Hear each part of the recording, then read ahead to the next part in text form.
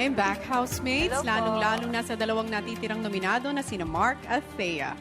Isa na nga lang sa inyo ang mananatili pa sa bahay ni Kuya at ang isa naman ay tuluyan naming sasalubungin dito sa outside world. Ang huling ligtas sa gabing ito ay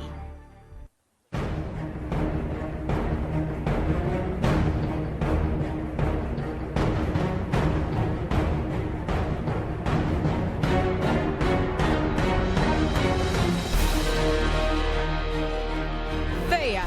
I'm sorry, Mark. You have just been evicted from the Big Brother Suspended in house. the air, I hear myself breathing. Hanging by a thread, my heart is barely beating. God, they are I haven't fallen yet, but I feel it coming.